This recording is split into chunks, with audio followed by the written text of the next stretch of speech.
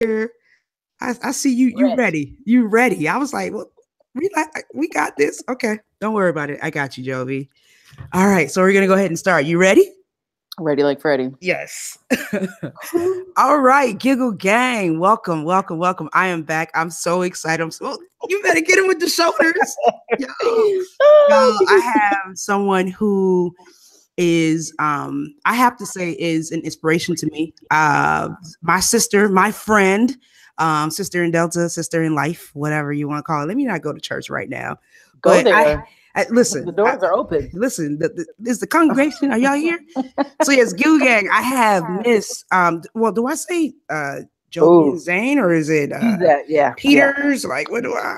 Both are me, Jovian Zane, and then my full name now is Jovian Zane Peters. Hey, you better let them know. One two half of the last names, two names. Oh Lord. So yes, Jovi is here, and y'all, I'm telling you, you are in for a treat. This is someone who I think is freaking remarkable. She's doing some great stuff right now, and I've been watching you for a while. And I'm like, look at my friend. You better live on purpose. Well, you know. And alas, we are here. So welcome to the show, Jovi. Thank you. What's up, Giggle Gang? I'm excited. Yes. I'm a fan. So this is exciting. Irene, thank you for having me. You're very welcome. Very, very welcome. Yes, ma'am. So what you been up to? I mean, I see you all over Instagram. You've been traveling a lot. Like, how was your big week recap? What happened to you this weekend? Well, this weekend I was doing what we call the utmost. I'd been in LA. So I'll rewind people back. For a good part of this year, I've been somewhat bi-coastal, which is interesting. And I would like to talk a little bit to folks, as my life will continue to likely be so, to talk to folks about why that's cute, but also why it's not. So people who aspire, but people who are aspiring to do that, I just want to, pull back the curtain a little bit about what practically that means. So, you're traveling across many different time zones. Mm-hmm.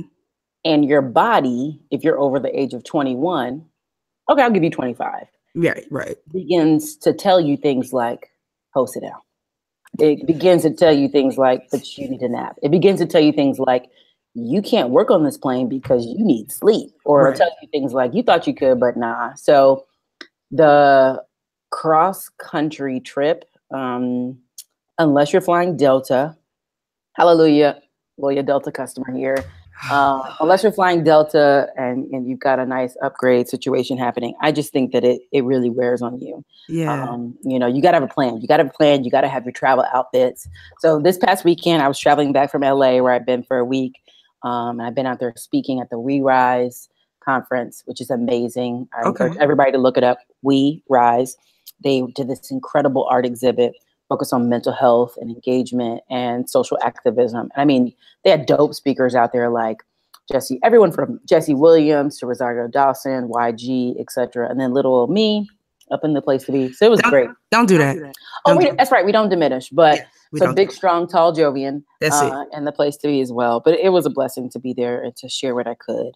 And then traveled back here to New York and landed really late. Got up the next morning though, and got with our girls. I said, my friends. So the whole crew living. Yeah, I don't even know how to say. I just call it the Vouv, but I think I heard it's pronounced right, like the Vouv Clicquot. Yeah, I think that's what I call it. I was gonna let you say it first. This is what Joey say. Okay. There should be some rule that if you can't pronounce it, you should be allowed to go. Right. But it's kind of like, man, so we had a great time out in Liberty State Park this weekend with all the people.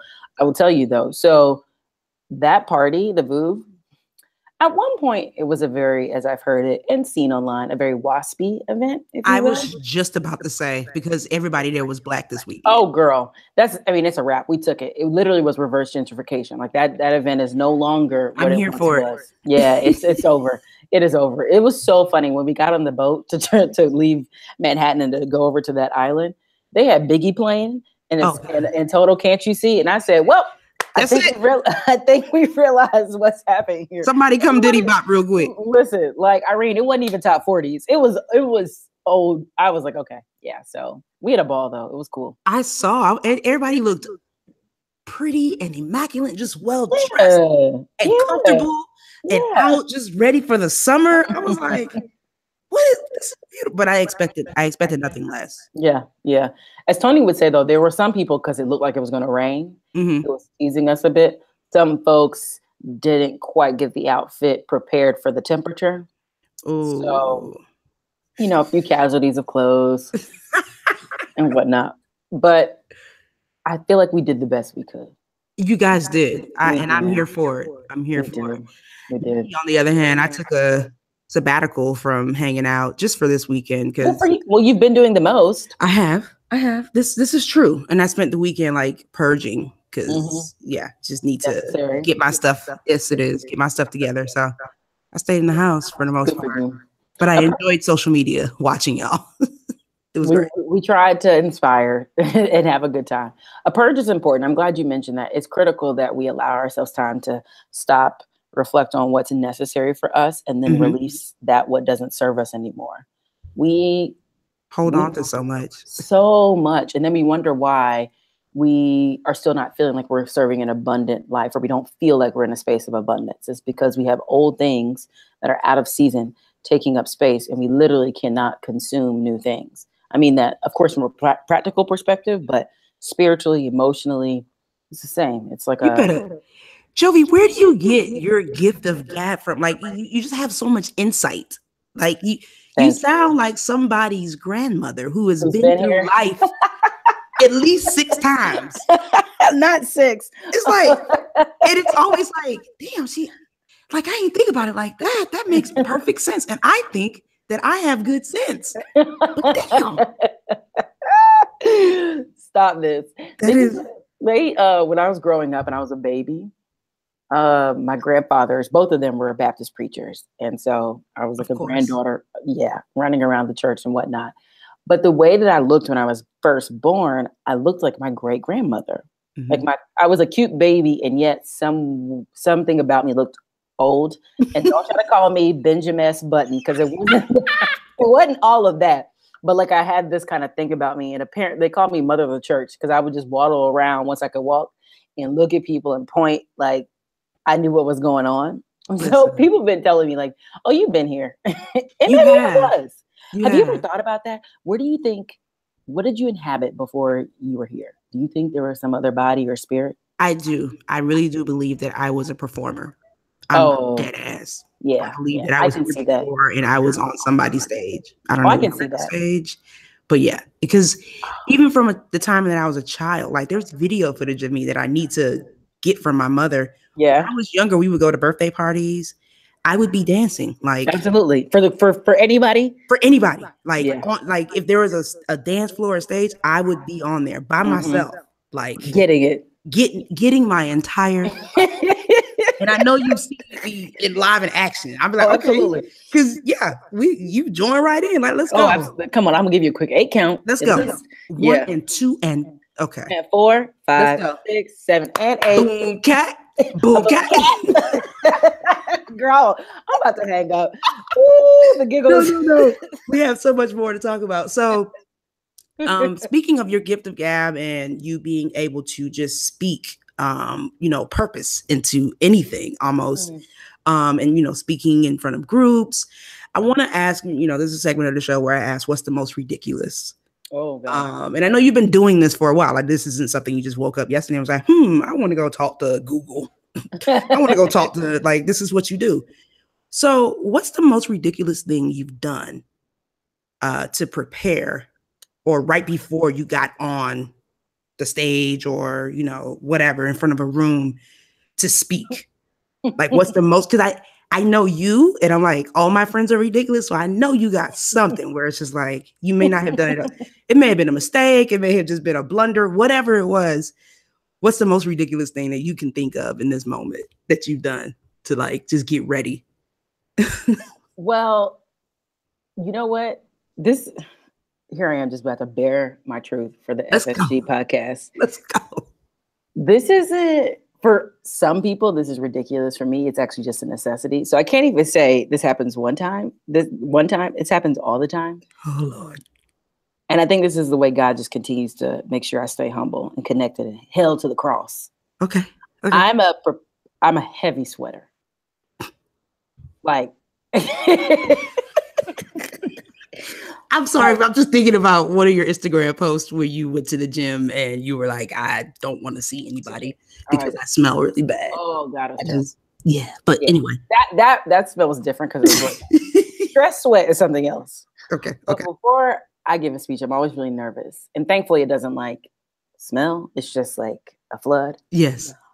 Before I get up and talk, I always have paper towels under my armpits. Oh shit. Like I do right now. Oh God. Yo. Jovi just pulled out from under. So many on standby. It's just what it is. It's what it is. Look, because here's the facts. And I'm going to talk about Dove. I'm going to talk about Secret, Mitchum, Arid. I mean, Secret told my story. Degree is a lie. No. Like every single one of them have lied to me over time. I've tried everything. My next step is getting Botox. And I sweat. It's I guess, and God's like, yo, just take it as like a reminder that you're alive. But wow. Yes. That was not what I was ready for. This is my life as a cover girl. Hey, you gotta do what you gotta do. I get it. Do what you gotta do. Okay, so this awesome speaker sweats. All right, I get it.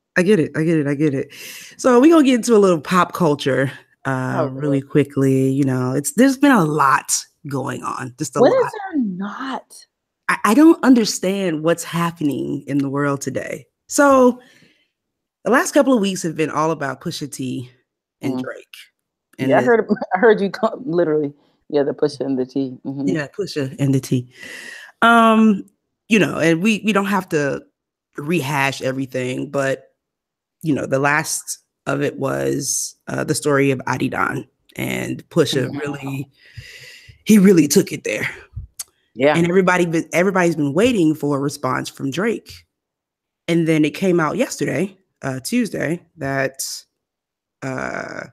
Drake was not going to be responding because Jay Prince, CEO of was it Rap-A-Lot Records in Houston, Texas, squashed it. Said no, nobody's doing it, because what I heard Drake come up with would have basically crippled, if not destroyed, Kanye West's career, and it would have been a trickling effect for other people in the industry. So there's no response.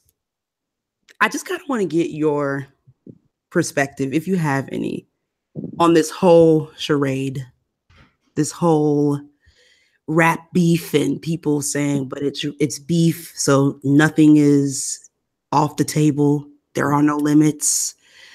because I have an opinion about it, but yeah, it's honestly, it kind of fell flat for me. Like after all of this, and then he's not going to respond. What? I mean, it's all funny till somebody gets their feelings hurt. And I think that's just really the lesson in all of this. I mean, all fun and games until somebody talks about your mama. Like it's the space that we're in now. And you can't like take hip hop apart of like away from culture, because it is the basis of so much of what pop culture aspires to be, what it understands itself to be, etc. Hip hop thrives off of language that's all about boasting a sense of confidence. Right. Whether it's stuff that you really have, like you really got 50 G's you can just put on your ear, or you rented a car and you're going to stand out in a rap. Like it's aspirational as much as it is reality. You're painting a picture of what you want to be true. And that served our community well. And I'm speaking about Black people. It served us well in some respects, in many, many respects. I also think it's like somewhat of a microcosm of what we deal with, which is like we say a lot of stuff to keep from crying or dealing with the real pain that's there, the real trauma, you know? And so it's really no surprise to me when we get in some kind of funny scenarios like this where like it's all good until shit just gets too real. And we recognize how much stuff is wrapped up in this and there's way too much to lose and somebody's got to pull the plug somewhere. So honestly, I mean, the beef to me, it was funny. It was cool when Pusha was talking about your hair don't curl. Yes. when Drake was like, deep sigh, why I got to do this? Like, I mean, there were key moments. Upset. I'm like, okay, here we go. I'm like, that's, you know what I'm saying? Like, that's funny. That's funny. That's like office beef on the street or whatever. That's cool. Right. You know, of course, when you start talking about people's wives or fiancés and kids, it's sick friends. Like, come on, bro. It's like, I just hope people remember. When I say people, I mean all of us remember. But I specifically those of us who consume it, who consume someone who is purported themselves to be an entertainer, and we set them up to be entertaining for us. Like they give us reprieve. The people who are supposed to be giving us reprieve from our real lives are real people who have real lives too. Exactly. And they use their real lives to give them fodder for our entertainment.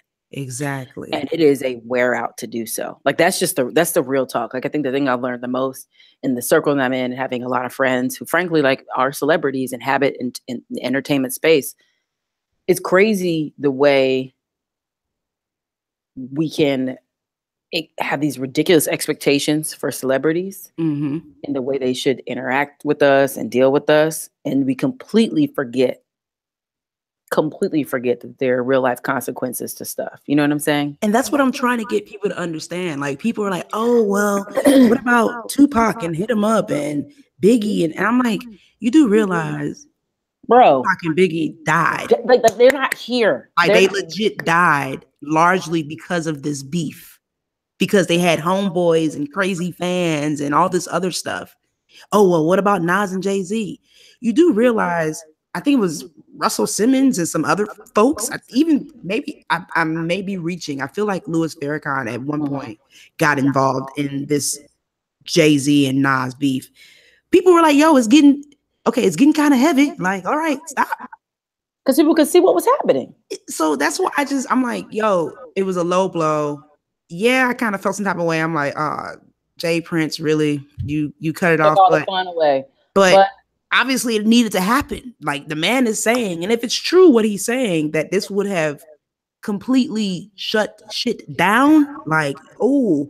Yeah, would you rather this little, it's so not worth it. Are we going to for my entertainment? Like, are you going to be entertained for the next, 3 days or the next 3 decades worth of music? You know what I'm saying? Like, we got to just chill, bro. Like, right. And let's be honest, like we act like there's not something else that's going to come in the next 45 minutes to take our attention away. Like we don't need them to entertain us anymore. We on to the next. It's over. Let it go. And obviously Pusha had nothing to lose. The one thing he got out of this is letting people know that he has nothing to lose. All right, bro. That's cool. Yeah. So I just wanted to get your thoughts on that. And I just wanted the Gill Gang to know, y'all, Jovi, she's so humble. She, a couple of friends that I have, they're celebrities. Irene, don't make me hang up. Jovi knows big people, y'all. Don't let Jovi fool you. But the way that she handles herself, it's to be commended. I love it. I'm not gonna put you on the spot because we're not. Thank you. We're not gonna do it.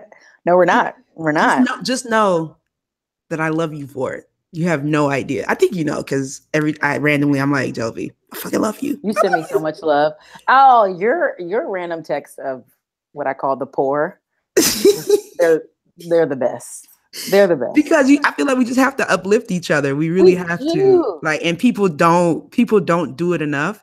But I thought it was funny a couple of weeks ago when you were talking about, because you're right, when people who you knew forever didn't really support you, didn't really check on you or whatever, then they start seeing you in these spaces, in these circles, and it's like, hey girl, nah, you good. Nah, you good. No, don't get out of my DMs. Like, listen, no, you're good. Because that space has been filled for somebody who was consistent and who showed up and whose purpose for the season. Man, please. Listen. Please get out of here.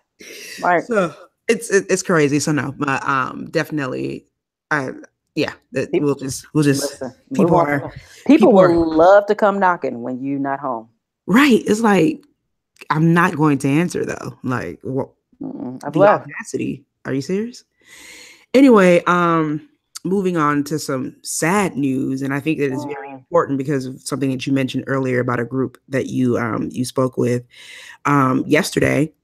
Kate Spade, American darling designer, if you will. Like every woman that I know, regardless of race or ethnicity, has something. Kate Whether Spade. it's a wallet, a bag, something. Yep. I actually just listened to her How I Built This episode. There's a podcast called On Guy Raz. Yes, with Guy Raz. And I was just like, are you like hearing her story? It's funny because hearing her story, right, and then translating it to my life and what I'm doing with the podcast, right, or friends who are in, fashion and design, or just everybody, like what you're doing, like just hearing how she felt like, oh, I went to this trade show and I got a couple of calls or a couple of cards, okay, whatever, and then had like 50,000 orders for a bag. Like, wait, you want this burlap bag? Like, what? Just hearing her story was so inspiring. But yeah, it was reported yesterday, or we now know that she committed suicide. Right. And her sister was on CBS this morning stating that she believed that her sister suffered from bipolar disorder. I saw that. She left a suicide note, just telling her daughter, her 13-year-old daughter, that it's not her fault. Right. And for the life of me, like, being a public health professional by day, if you will, and understanding that mental health is a disease. It's not something that you just get over. Same thing with alcoholism and addiction. Like, these are literal diseases. Like, there are chemical imbalances that folks are dealing with. But it was just so sad because she seemingly had everything. She's a white woman in America. Yeah. She is a self-made, successful businesswoman. She has a husband. She has a child. She lives in New York. Why wouldn't your life be great? Right. She just sold her company for $2.4 billion. Right. I mean, all these things. Yeah. Right. What do you? There's Kate Spade stores all around the world. Yeah. Like, you have a store. Like, your stuff isn't just being sold at Bloomingdale's or Nordstrom. Yeah. It's around. You have your own standalone. Yeah. It's just an incredible reminder that there's so much more than meets the eye. Yes. And that, again, to that point I was just talking about when we talk about Pusha T and Drake, these people that we loft up and look to for such advice or inspiration or direction for our fashion, as we did with Kate, they are still real people. Yes. And they wouldn't be where they are without us. And they deal with these same, perhaps with different, stressors, or it comes in different shapes and sizes, but the same human emotions that exist in all of us exist in them. And it is a very painful reminder anytime we see someone who commits suicide, that mental health is physical health. Yep. And that we have got to take very seriously. I'm not even going to say self-care, because I think it just triggers people to think a certain way. But I think we have to take very seriously the real practice, not the idea, but the real practice of caring for your mind, body, and soul. Yep. On the daily. Like, it is the small things that we do that lead us to places of wholeness. Yep. The routines of working out, the therapy that you go to, not just one time because something happened and you're reactive, but literally talking to somebody. Regular, right? It is working out. So you're getting your brain is firing in certain ways. Synapses are sparking. You're getting the, euphoria you need. You're eating the right things that help your body to process stress. Like, you're thoughtful about who you surround yourself with, so you are channeling the right kind of energy. You spend time working in purposeful ways. Like, literally, the work that you do, you make connection with, so you don't get in states of depression. Absolutely. Like, all this matters. And yet still, because like you said, mental illness, it literally is at an illness, same as addiction, other stuff. There can be chemical imbalances that we have to be aware of, that we could potentially see in one another. And instead of approaching it with judgment and putting people in a space of shame, we need to look to immediately operate with empathy and true understanding of could be me right now. Yep. And I'm always going to extend a hand and not a palm ready to slap, you know? People always wonder, and I'm like, just because you see people on television doesn't mean they have it all together. It doesn't. I'll tell you, it doesn't. So I had a really interesting experience with Kate Spade. 2009, I got to take her to a Teach for America classroom where I helped her to teach a guest lesson. Mm-hmm. That is wild. I know. So wild. She's incredible. She had such a sweet spirit. She was so funky, so cool. I love the way she said my name. It was, I don't know what about her made her say it with like a certain kind of accent, but it was like Jovian. And I was like, right. Like, but Kate, you know, but it was cool. Hey, you're not from Italy? Yeah, well, what's that? But okay. But she was just so great. I remember how all the students in the classroom really took to her. And let me tell you, of all the things that she had done, we had lots of prep conversations. And when we were about to go in and do it, she was like, Jovi, I'm so nervous. Like I literally am just so nervous. This feels almost bigger to me than any runway show I've ever done, any opening. Like, what if they don't like me? Oh, wow.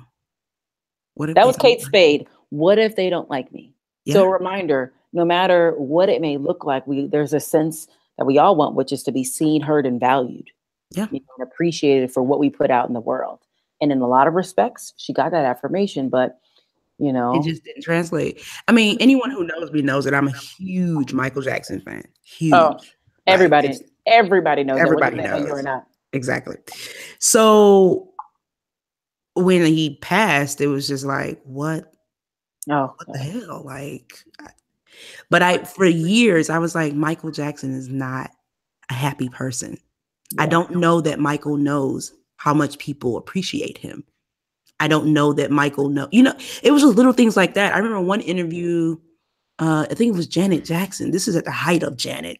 And she was doing an interview and she was like, you know, I'm not always happy. I suffer. She basically said that she suffers from, sadness often. And I was like, girl, what? Like, why? Right. How? You Janet Jackson. Yeah. And it was at a very young age for me that I realized that fame and success and all doesn't equate to happiness. I didn't understand it, but I realized it. You know what I mean? I was just like, I don't get it. But Absolutely. And it's not until you get older, you have friends who deal with depression. Absolutely. I've had friends that have dealt with depression. I've tried to do everything to help. There was nothing that I could do. Like there was literally nothing that I could do.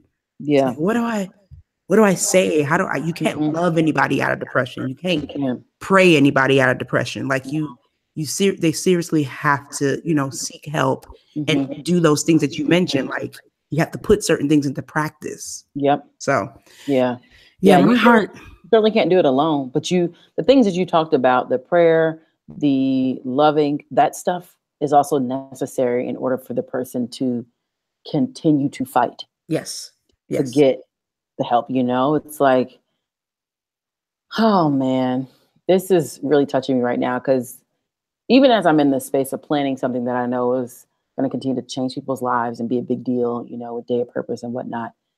It's funny how at the end of it, and even in the midst of it, God is continually reminding me that He and our connection, my Creator's connection to me, in me, through me, is the only thing that brings me like a real deep sense of peace and happiness, even in the midst of doing something that like viscerally makes me happy at times. And like, I love, and I feel affirmed. Yes, Irene, when you tell me I'm great and I'm dope, but it doesn't do me like Jesus. If I could just say, you know what I'm saying? Like, I know I sound churchy, but like real talk, it doesn't convince my deepest soul in the way that my connection to that being does. It's true. And it's unfortunate and this is no knock to anybody. You believe in God, I believe in God, but there are a lot of people who don't have something or someone. Yeah. They don't have to find whatever that path is. Right.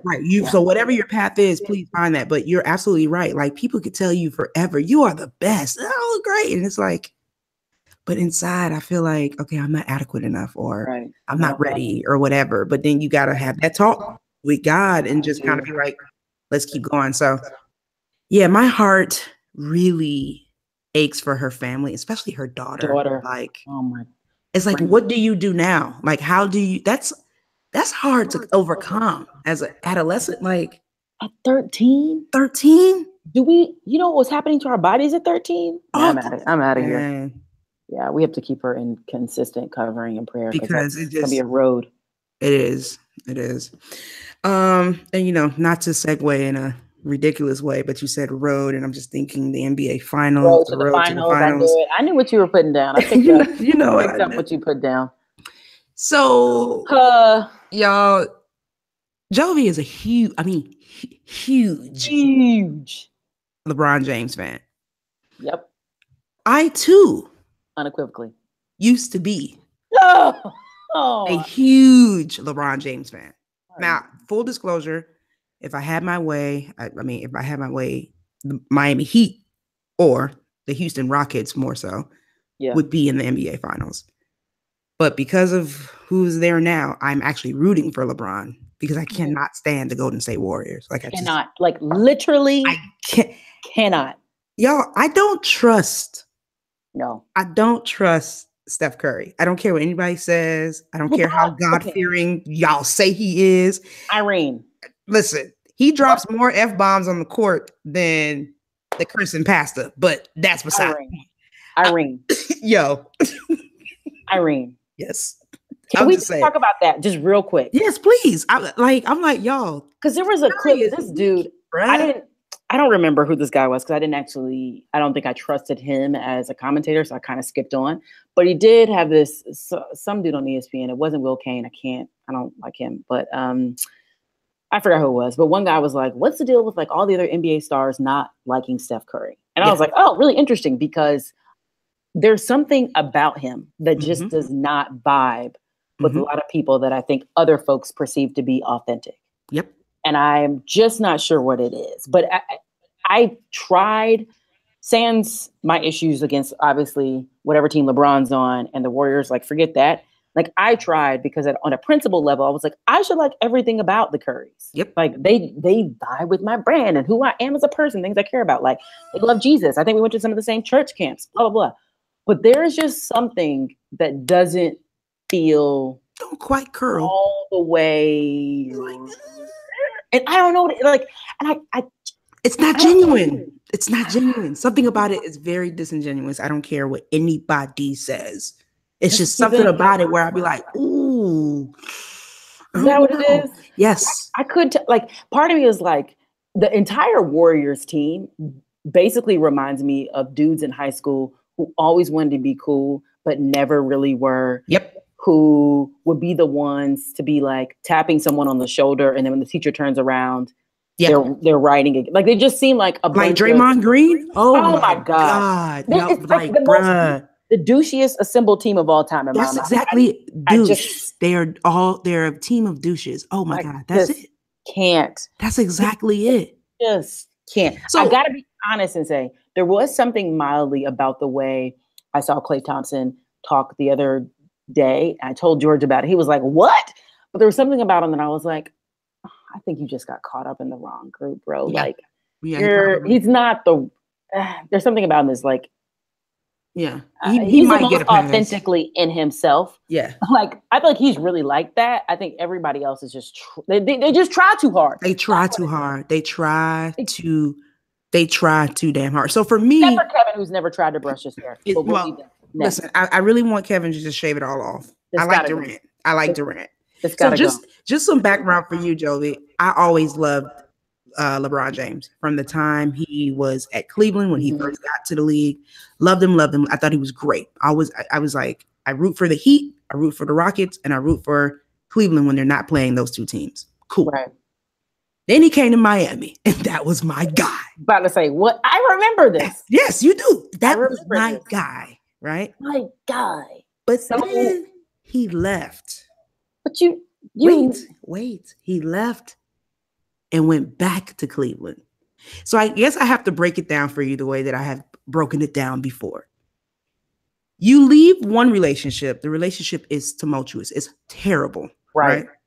And you go into another relationship that makes you better. It makes you better. Y'all are great. And y'all decide to part ways amicably. It's like, okay, cool.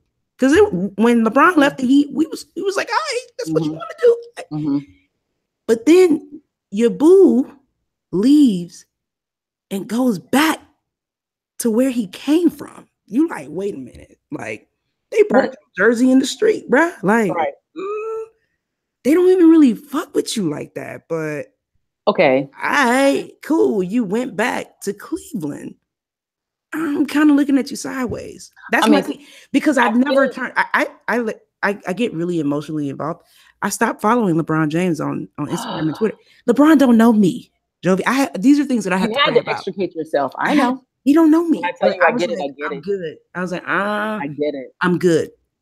So, but he's still, I can't knock him. He's arguably one of the greatest players, if not the greatest player of all time. He's fucking amazing. I can't knock him. And I get what he's trying to do.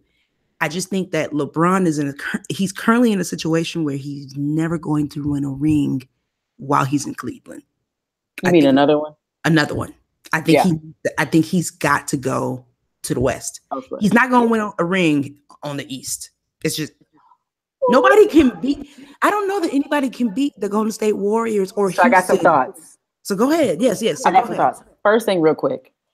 I appreciate that analogy, though I think if you thought about it from another lens, it may make you feel a little bit better. Talk to me. Consider that it wasn't a romantic relationship, but it was a family relationship. He came out of a broken home, a home where the parents were perhaps dealing with some substance abuse, and they were demanding too much of him from the very beginning. He had to take on too many jobs to help pay the bills at home. At a certain point, after getting beat by his father multiple times, after having to pay too many bills, he was like, you know what? I'm going to college. I got to go. He goes to college in Miami. Maybe I don't know, the famous FAMU University, who knows? But he goes off to college. He grows. He's in incredible classes. He's better. He's gotten his multiple degrees. And then he hears from his family and he knows, you know what? You don't deserve me, but you are home. I got to take care of business, not for you, but this is for me to close this chapter, to feel like I left you in the best position I could, and I'll have nothing I could ever regret in my lifetime. So he returns home where it all started. That was family. And now he can move on and continue to grow his practice and his life. Feel me on that. Okay. I feel you. If this ain't a show about analogies, I don't know what I'm just saying. No, this is good. This is okay. I can respect that. It wasn't romantic. It's like it wasn't romantic. It was familial. I get it. Yeah. Okay. So do you think that, number one, do you think that LeBron and the Cavs are going to win any games in this series? I do think they're going to win some games. I think they're going to win tonight. Yes. And if they don't win tonight, they'll win the next one in Cleveland. I think I'm saying this out loud so I can cover myself and not have to deal with my disappointment, trying to manage my own expectations. I don't think this title's for us, and it is unfortunate. I will tell you this, though. Had we won that first game, you weren't going to tell me nothing. Had we won this first game, we actually could have taken this whole damn title. And that would have been the most incredible thing I think any of us have ever experienced. So I think that J.R. Smith should be fired from the NBA. Oh. I don't know if that's a thing, but yeah. So do you think LeBron's going to stay after this season? Like, let's say LeBron miraculously wins. Yeah. If he wins, no, I think he's gone. Because then it's even also, I mean, at this point, I don't know if you saw his the press he had to do yesterday when he had on a red shirt, but I think the last question. I saw a clip when they asked if his team or the Golden State Warriors would go to the White House. Oh yeah, I only saw that clip. I was like, obviously not. But I think this reporter from the Undefeated or Eric was like, you feel like there was a controversy around should LeBron have responded the way that he did when he was so frustrated back in the huddle when he was like, ugh. Like he couldn't even look in JR's direction once he realized he actually had a timeout. They lost that critical possession, all this stuff. Someone was like, what kind of leadership should you have shown, or should you done things differently, whatever. And he was like, we're in the finals. A team, we got to the finals. And he literally couldn't even finish the sentence. And I just what else do you want? He doesn't have to do anything. I think we need to rewind back to where we were in February, in January, in November of last year. Like this team, if LeBron wasn't on the team, no one would even be referring to the Cavs. Exactly. The Cavs wouldn't even be anywhere near a NBA Finals. They wouldn't have made it to not very close to a playoff. Like Golden nothing. State is priding themselves on beating one man because that's who you're playing. You're playing LeBron James. Speak. So it's just kind of like everyone's like, oh, they're a dynasty. No, they're not. They're literally playing one person. Exactly. Because when Jordan was doing what Jordan was doing, he had Pippen. Come on, man. Come on now. He had Pippen. He had Kukoc. Man, he had Bill Covington. Like he had exactly. Like I mean, I ain't gonna say he had Randy Brown, but he had this. Didn't he have Kerr? Didn't he have? Like, come on, man. Like, so it just bothers me. But yeah, I wanted to get your take on that. So if he does leave, which everyone thinks that he's going to leave, where do you think he's going to land? Man, it's so interesting. I really don't know. I honestly don't know. Like, because I kind of don't. When people are like, "Oh, he should go to the Lakers," and I know he has a lot of entertainment aspirations. So I mean, he's already got places in LA and whatnot, and they're building this place in Brentwood. So we'll see. Like, I could imagine them in LA, because I think just him being with Magic and them thinking about the next chapter of his career and his life. Are you going to LA to win a ring then? Or are you just that's the question, right? That's the question. Go off into the sunset. Because you're not going to win a ring in LA unless they have money to build a team around him. But what do we really think of the real possibilities? Like Philly, Houston, LA, Boston. Like here's the thing, wherever he goes, he is the team. Yes. And I can't imagine a team outside of really LA where he's the team. Yeah. You know what I mean? Like, You're right. I can't see him playing. I mean, he and Chris Paul are super close, who's also my boy from when we were kids. But I just can't imagine them, like, I know they would love to play together, but then James Harden. I don't know that Houston can afford James. Yeah, they don't even have the cap space, right? Like they don't have the so it's not possible unless they lose some major players. Exactly. I don't know, bro. But I mean, like I guess teams would be ridiculous not to figure out who we about to get out of here so we can get him. Right. Especially because of what he has demonstrated this year, which is I'll take anybody with me. But it would be a completely new system, new team. Like it's a lot for him to do again, but he's capable of doing it. LeBron went to the finals his first year. Yeah, come on. Miami. Like, what's up? And then came back and was like, you know what? We messed up. Back to back. Let's go. Yeah, went again. Hello. After that, 4 times in a row. Come on, man. So yeah, I don't know. All right, enough of that. We're done with that. I want to talk about Jovi. I want to talk about what you got going on. Let's talk about what I got going on. So tell us about yourself, Jovian. Like, who are you? What do you do? Like, what is you've been talking about on purpose and doing things on purpose, and then you turned it into a movement, and there's a website, and there's all this, there's hashtags, you got t-shirts, I got a button. Like, what's up? What's up? Tell us about yourself. How did you first of all, how did you even get into this? Like, just into this thing? Well, so what I do right now is I run the On Purpose movement. We are a boutique personal and professional development organization that is focused on supporting individuals and organizations and how they live and work on purpose. And so we support and work with Fortune 100 and 500 companies like Goldman Sachs, like Google, the Aspen Institute. We work with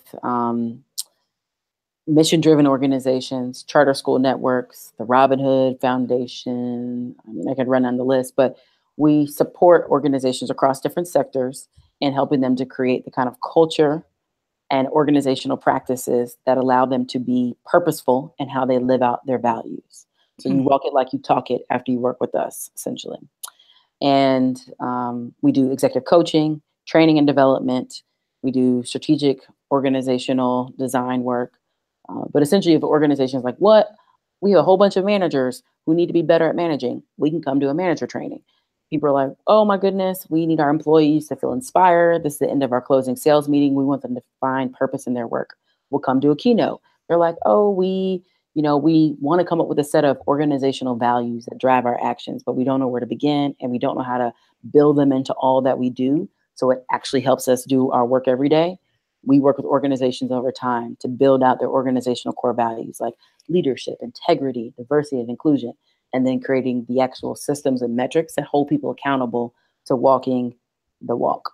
Wow. Yeah. So do you guys have like a course curriculum, or do you build according to, like, is everything like custom? Customized. Yeah. So we have a lot of stuff that is that's been customized to, of course, that's designed in-house for us, and that speaks to our own purpose framework. But anytime we get asked to do anything, it's always customized. Like, you need to be specific to what people are going through and design it based on the context and the content, right? So that's a great distinguishing question. How I got here, though, is interesting. Like, this place now where I'm like this big evangelist of purpose and supporting, Evangelist of purpose. Yeah. Better come through. Where's my shawl? But First lady.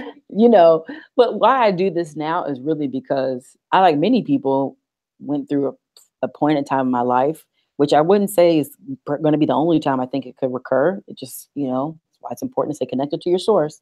But I went to this point in time where I felt like I was trapped in living for other people, living for ideas of myself versus the reality of my situations.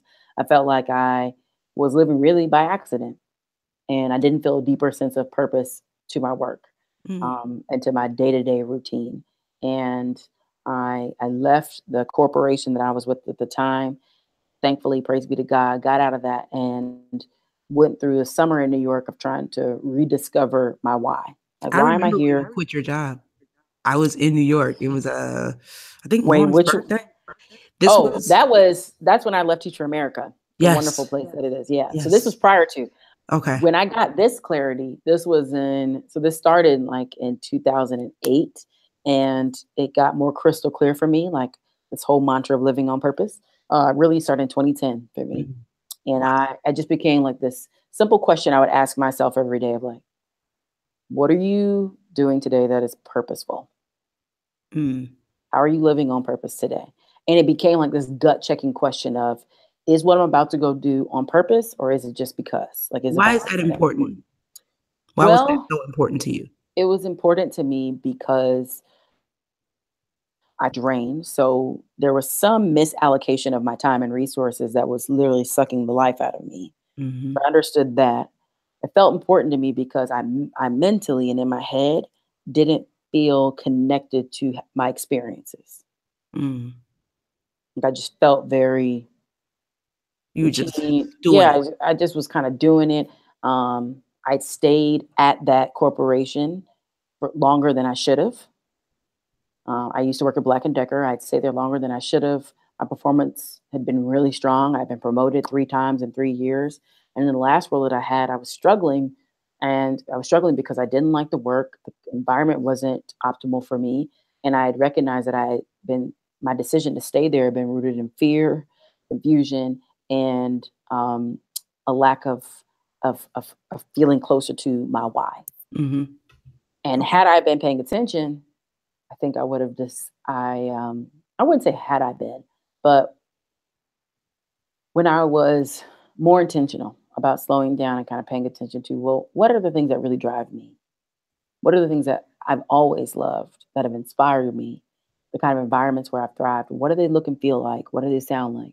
Once I got clear on that, then I didn't feel shame about leaving or having to leave or wanting to be out of this environment that everyone thought, oh, that you should feel really good about that. And like, oh, you're doing this and you were the president of Chapel Hill, so you should have all these, you know what I'm saying? Like, living up to other people's expectations instead of living in the truth of my experience and my own desires. That's deep. Deep. Do you think that the reason why, because you're not the only person that has felt like that. No, you probably all of us. But you are a part of a very small segment of the population that has been like, fuck this shit. I'm about to go out. I'm about to jump out and live on purpose. I'm about to do what I know is going to fulfill me.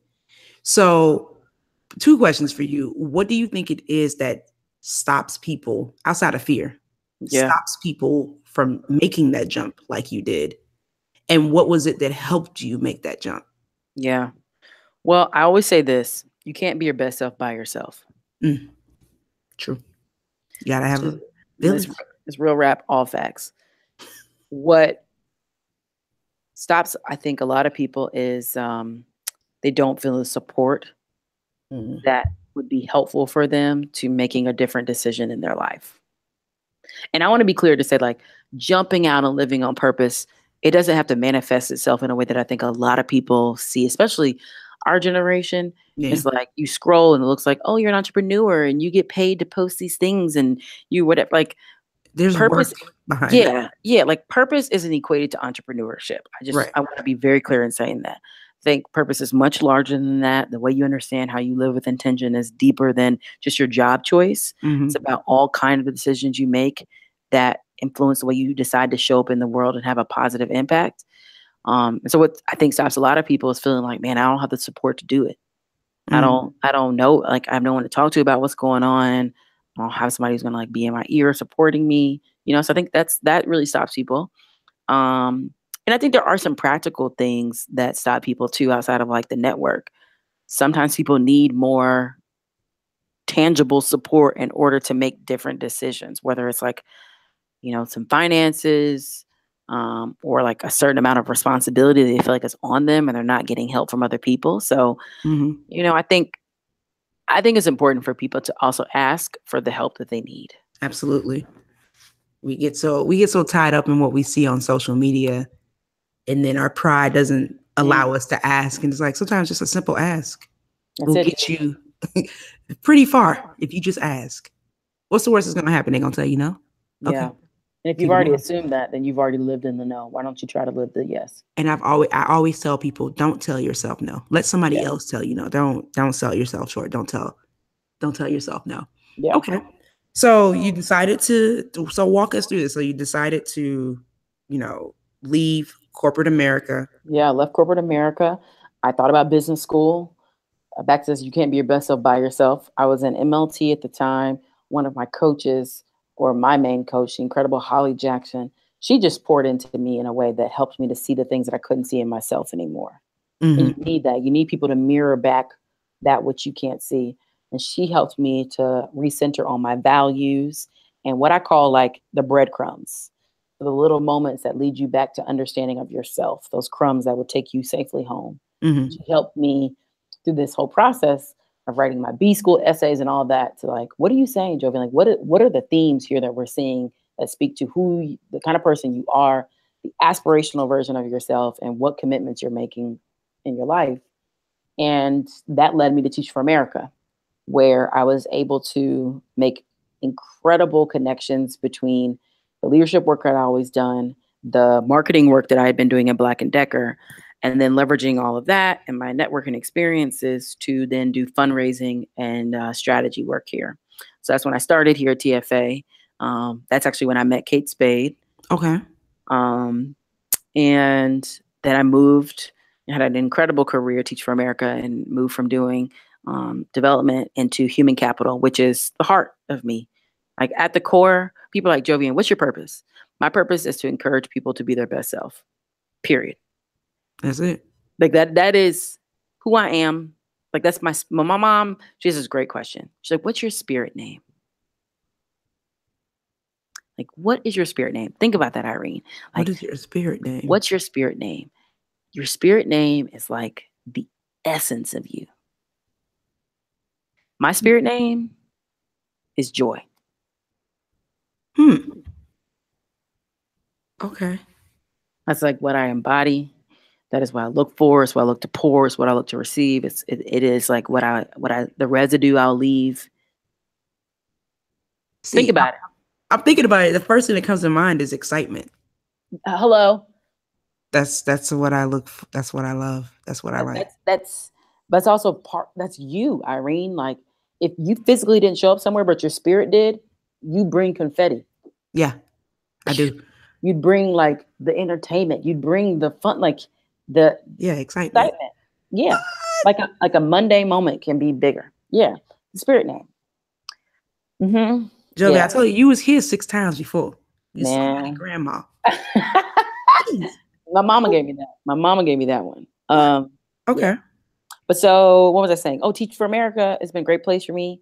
And I did human capital and I got to pour into people. I was managing a team. Capital. Okay. I helped to lead our recruitment team here that thought about how do you get the right people in the right roles at the right time. Yeah. Thousands of people all over the country managed that process and that team. And it was just incredible. And I was also doing diversity, equity, and inclusion work, doing executive coaching. And all of that gave me clarity, even more so, and a runway into knowing that is how I want to spend my time. That's what I'm called to do during this point. And that's led me into now running my own firm. When I decided to leave, I explored a bunch of other places where I thought, okay, I can do this full time. But things just didn't click.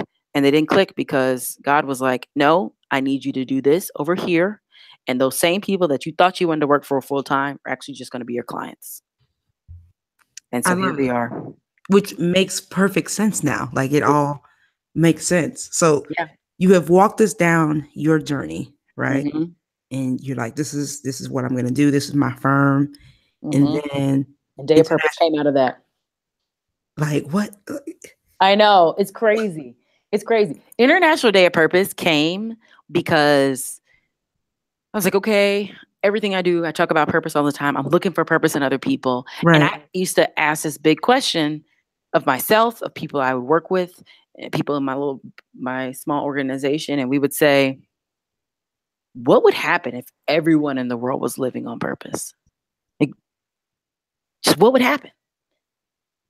What would happen, Irene? The world would be a much better place. The world, there would not be. It would be a lot less friction now if everyone was living on purpose and not just out here, just floundering, just doing whatever. Yeah. Right? Like there's something very powerful considering the opportunity to live into one's purpose. So acknowledge that the purpose you hold, the purpose other people hold, supporting each other into discovering that purpose, how it evolves, supporting each other through their journeys. And so the Day of Purpose was born. And when it came out of my mind, I was at dinner with a friend and I was like, how do we galvanize my homegirl Ty, my big sister? I love her for life, forever. I was like, how do we galvanize people around this? It needs to be like this thing. And she was like, is there a day already? And I was like, ah! She's like, there should be a day. Ah! We don't have a day. Next thing you know, literally, I stopped eating, tried to like buy the domains. She was like, I'm on you. She was on me until it started. And it just became this thing. And now we're in our 3rd year. We've had millions of people partner, whether it's through doing community events, brands partnering, or of course the social media engagement. You know, people want to tell their story. They want to tell other people, here's how I'm living on purpose. This is what it looks and feels like to me. How can I help you? Here's how you can help me. Like people want that, I think, at their core. And the Day of Purpose is just an opportunity for people to celebrate your purpose and celebrate and pause and reflect on the power of your purpose and to make intentional decisions about how you may need to reshift. You know, like I hope people find that day. It falls every year on the summer solstice, the longest day of the year. What better day? Tell me. I don't know. I was just about to say, hello. June 21st, correct? Hello, June 21st of this year. And I'm like, what made you pick this? Okay, I get it. So it will always be either the 20th, 21st, or 22nd. It just depends on the summer solstice. But every year on the solstice. And, you know, the way people celebrate is so funny. Like some people post memes and, you know, other people will travel intentionally that day because that is a part of how they live on purpose. Other people be like, I've had people say, I'm going back to the gym because I know I need to be more fit and take care of myself. And that's a part of how I'm taking care of my purpose. I've had people write letters to family members. Like, I mean, I'm just, it's really mind blowing the way I've seen people interpret what purposeful action and living looks like to them. But that's the point of the day. Give you an opportunity to celebrate it and use all the inspiration that happens as a motivator to keep going. I love it. I love it. So how can people get involved? Like what you got for the folks? What can they do? Great question. Well, if you're in New York City or you want to travel to New York City, this year we're kicking off the first Day of Purpose Summit.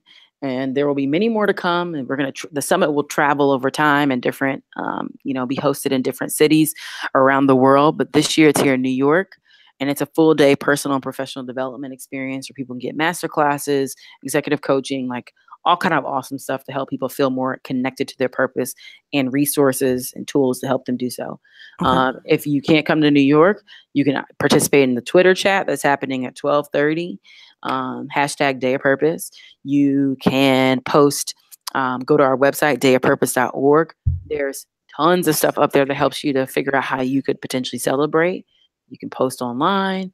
You can download our purpose packet, go through it on that day, journal. I mean, like, honestly, when people ask me how do you celebrate, think about how you can pour into yourself on that day in a way that helps you to be better for someone the day that follows. That's deep. It is. That's deep. That's deep. No, seriously, because it's not just about you. It's about how you can help yourself and also help others, which in turn causes a trickling effect and everyone helping each other. I see what you did there, girl. I see what you did. My friend is dope.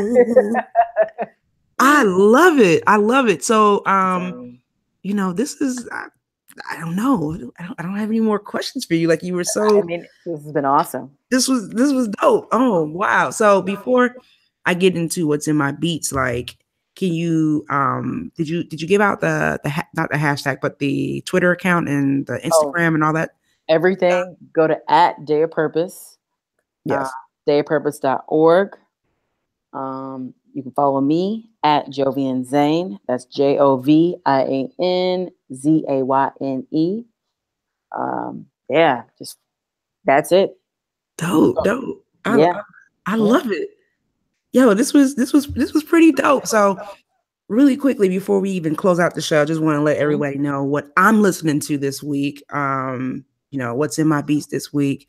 It's the summertime, y'all, and I just want everybody to be happy. I just want everybody to find love, whatever love is for you. But there's this song that just like within the last couple of weeks, I keep hearing everywhere, and I'm like, yo, this is a really catchy tune. I like this song. And it's such a simple name. It's by an artist called LMI. I think it's LMI. I knew it was Boot Up. And it's Boot Up. That's the name of the song. I literally knew you were about to say Boot Up. Before you even said her name, I was like, she about to talk about Boot Up. Boot Up is my shit. Boot Up, Boot Up, Boot Up, Boot. Everybody loves that song right now. Yo, she's British. Yes, because she speaks like at the end, and I'm like, "Ooh, who are you?" Yeah. Wait, what? What? No. Okay, anyway. I stop. Joey trying to save my life. All right. Yeah, because that voice, I'm like, I need to book a flight. Where you at? Anyway, so yes, y'all check out Boot Up by LMI. She's amazing. This is dope. And that's what's in my beats this week. Y'all check it out. Tell me what you think. Yo. You be like, yo. I'm hanging up. Get me off. No, bye. So yes, y'all, that was Boot Up by LMI. Yo, I don't steer you guys wrong. The music is good. It's dope. So y'all check her out. Let me know what you think. And that's what's in my beats this week. Now we are at the end of the show. Jovi, yo, you did an amazing job. The crowd goes wild. Yes. Do you have any parting words? Anything? Any last things that you want to leave for the Giggle Gang? This was so good. We got to catch up, and you just jewels everywhere. We got to talk about some things. I love it. Oh, it was really a pleasure. Seriously, Irene. The only thing I would say is,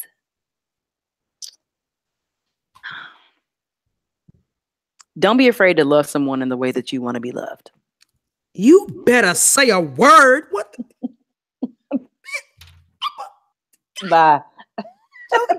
Listen, what is wrong with you? What? Say that again. Say that again for the people. Oh my God. Yes.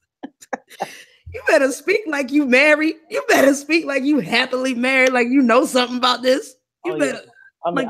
I'm in the game. Yeah. I said, don't be afraid to love someone in the way that you'd want to be loved. Yes, I love it. As much as you want to be loved. That's it. Yeah, like be vulnerable. Be vulnerable. There's nothing wrong with it. You're not gonna die. That's what I keep. Like it's not like you'll be all right. You'll be better. You will. Oh wow. Well, good people. Listen, I told y'all Jovi was coming on the show to drop some Jovi jewels, doing what she do.